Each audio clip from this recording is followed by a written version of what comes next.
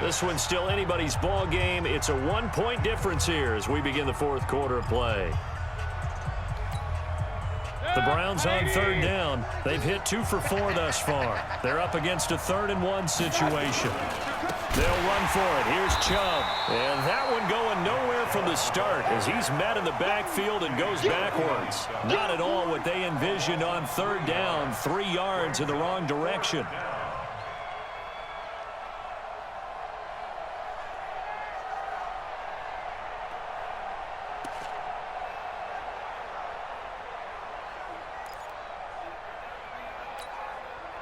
Well, the offense failed earlier on the previous crack at this, but they're going again on 4th down. Mayfield to throw for it on 4th. He's got the first down and more past midfield. And brought down across the 50 to the 49-yard line. 13 yards to pick up there. Good for a Cleveland first. Tell you what, he's been able to put the ball in some tight spots all game long. That throw, no different. Yeah, a lot of people would call it a gutsy type of a throw. I think he looks at it as, I can do it, so it's not that big of a deal to me, and I'm going to keep firing. On first down, they'll run with Chubb. And running room scarce here. He's going to be stopped in his tracks at the line of scrimmage. Call it no gain on the play, and it'll be 2nd down. Brings up 2nd and 10 at the Packers' 49-yard line.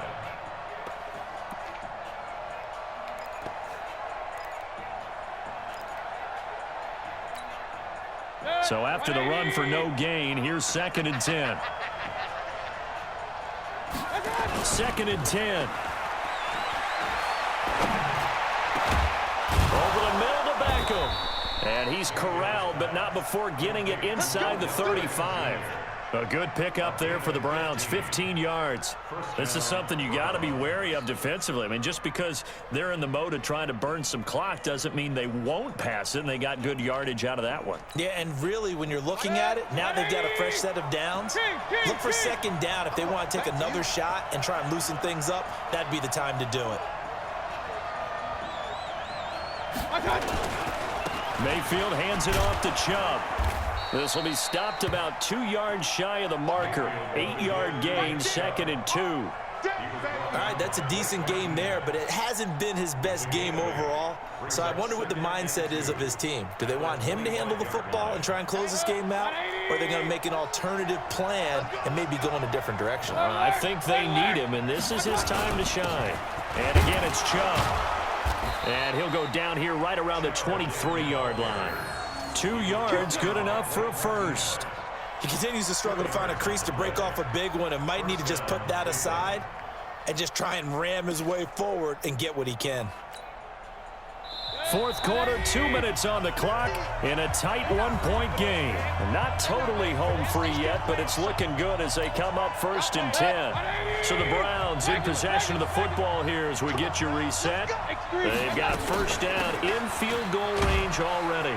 Chubb with a carry on first down. It's not going to yield much, maybe a yard. It's 2nd down. And now right out of the 2-minute break, we'll get a timeout used defensively with 1:56 to go. Here's 2nd and 9, just a yard on that last run. Well, the lead late in the 4th, but Mayfield's going to throw it. And that'll be incomplete. Took a pretty good shot as he tried to pull that one in. Couldn't hang on 3rd down. We've seen good cover skills on display throughout this game, really from both teams. And there's another nice example there of them making it difficult to complete a pass. After an incomplete pass on 2nd down, that'll leave him trying to convert on 3rd and 9. Now back to throw. That is caught at the 7. And brought down, but not before they get it inside the 10 to the 7.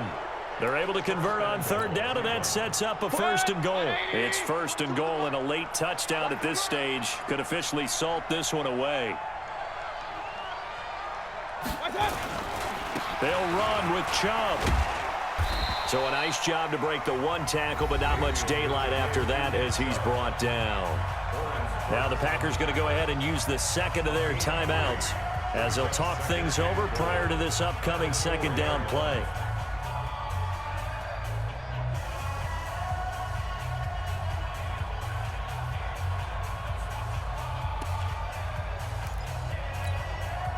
The lone man in the backfield here is Chubb on 2nd and goal. He'll get it up the middle. And forget about finding a lane. He barely had time to look up before he was planted in the backfield. Oh, Brandon, I'm going to tell you, this is football time to me. They're inside the 10-yard line. That's like drawing the line in the sand. Who's going to make the stand here? Defensive guys, they know if he gets in the end zone, this ball game is over. And the guys with the football right now, they're thinking, let's just pound. And this is caught. And that could seal it. It's a touchdown. Well, that was absolutely ideal for them, wasn't it? Trying to salt this game away. I think one of my kids just graduated in the amount of time they had the football. That was absolutely impressive. Everybody wants those salt-away-the-game drives. What makes them successful?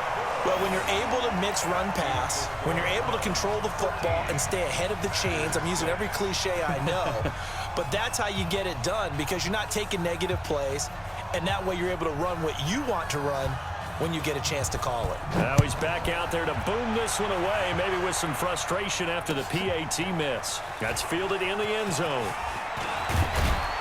And all that work, but he stopped where he ultimately would have been, and he's simply taken a knee, and that's the 25-yard line.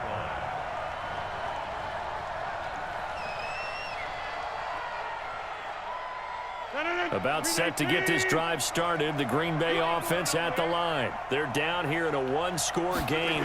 But the time, it's a factor, but it's not a huge factor right now, is it? It's really not because this amount of time gives them a chance to run their offense, to go through play sequences. And this is what they work on every week in practice, usually on a Friday.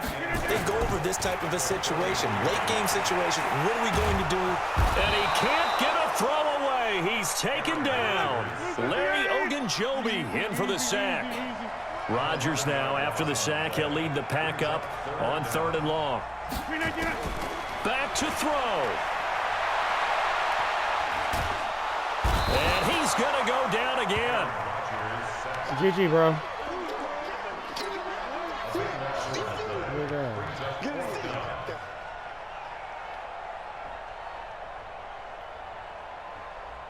And now with 4 seconds left, we get a timeout call.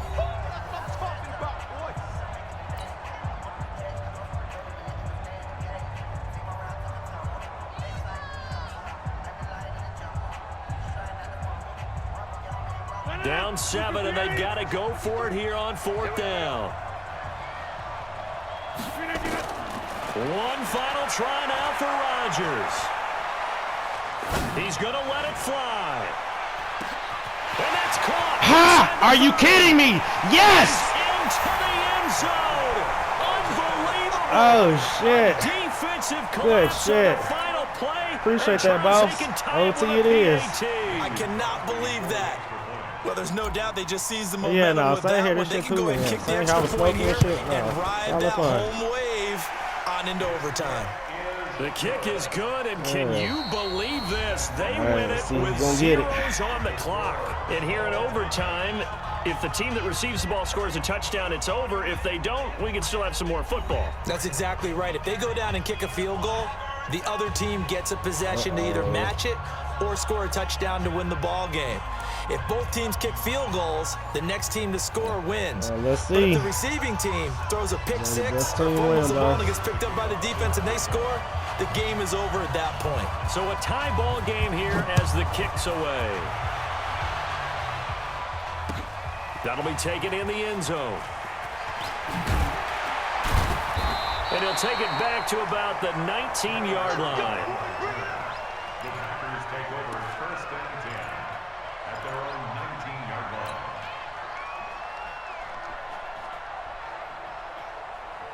The Packer offense ready to get their next drive underway. They control their own destiny here. They have the football in overtime. Obviously, a touchdown would win it. And I think teams around the league are still adjusting to the idea of going downfield, scoring a touchdown wins the game because they were used to just going downfield and trying to get in field goal range to win a game. Still having to make that transition. Let's face it now, the ones who are doing it best know they need to go down, attack, put the ball in the end zone, and not leave it up to a field goal and give the other team a chance. As we said, they control their own destiny now. That one, a first down pickup of 8. After the run by Jones, here's 1st and 10. Now they'll run it on the toss. 9 yards is the pickup there, and they'll have a 2nd and 1. I know the toss play begins with the guy taking the snap and turn around and tossing it to the runner. But where the real intrigue is, can they seal the edge? Whether it's an offensive tackle or a tight end in the direction they want to run the football. If they do that, that's the result that you get, that type of a gain. If they don't, oftentimes it's not a very successful play. Here comes a big one now in overtime. This is 3rd and inches. Now a 10th carry. Here's Williams. And he brings this up to the 46. Good enough for the first. It's a pickup of 6 and good enough to move the chains. All runs on this drive so far. It's 1st and 10. Now Rodgers. And he finds his tight end, Graham. And he'll get it out to midfield. Let's say, yeah, they'll spot it right at midfield at the 50. 2nd and 5 after the 5-yard completion on 1st down. Rodgers gives this to Jamal Williams. Looking for a seam, but finding none. He'll get back to the line of scrimmage, and that's it. They'll say no gain on the play there, and now it'll be 3rd down. And they need 5 yards on 3rd down here to keep this opening drive of OT alive. To throw, it's Rodgers. Man open, it's St. Brown. He's got it. And they're going to have another 1st down as he's going to be tackled at the Browns' 31-yard line. Line of scrimmage, the 31 now on 1st and 10. Play by you too. You caught me with that first down that first touchdown. They give it to Williams, running right. And he winds up getting only a couple there, down to the 29. I know that speed is the hallmark of today's NFL game, but the key to good rushing defense is still having your linebackers set the edge. On 2nd down, it's Jones, and he'll be brought down at about the 25 after a pickup of 4. And I know you, with every carry, especially in overtime, you're just saying, if you're that ball carrier, hold on to the football. Hold on to it, protect it, but not necessarily settle it, because you're trying to get to the end zone. You're trying to end the game right here. And I know the defensive guys poking, clawing, raking, trying to knock the ball free and protect their end zone. Yeah, like you alluded to, especially this part of the field. Now the timeout comes here in the waning seconds of this overtime as we could be set up at long last for a potential game winner. So the field goal unit is on the field as this is a big spot right here. This to at least get them a lead here in overtime.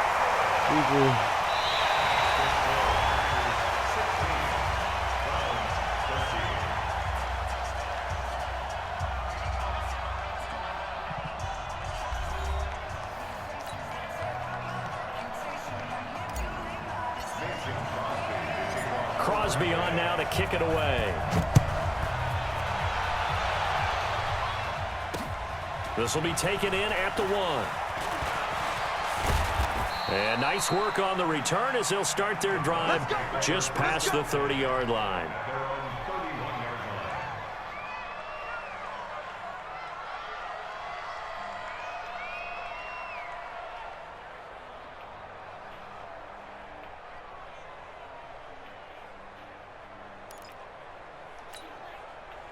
The Browns drive about to get started. A field goal would push it to sudden death. We just saw the field goal on the other end, but I don't think they are thinking field goal. At least not to start this drive. They're not thinking field goal. Not at all, because your point is well taken. Yeah, kick the field goal, you push it to sudden death, but you're also kicking off and giving the other team the ball with a chance to kick a field goal and beat you.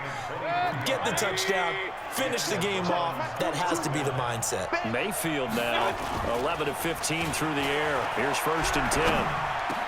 Now a man open down the middle of the field. And past the 35, he'll be dropped a yard or two shy of the 30. A good pickup there for the Browns, 15 yards. Back-to-back good plays have him on the move on 1st down. Throwing, Mayfield. GG, boss. Good shit, bro. Good shit. Good shit. And that's how well played. Well played. Fashion in overtime with the interception. So we will see yet another drive in this overtime. For whatever reason, Neither team able to finish this game off. I know that the first thought is, does anyone really want to win it?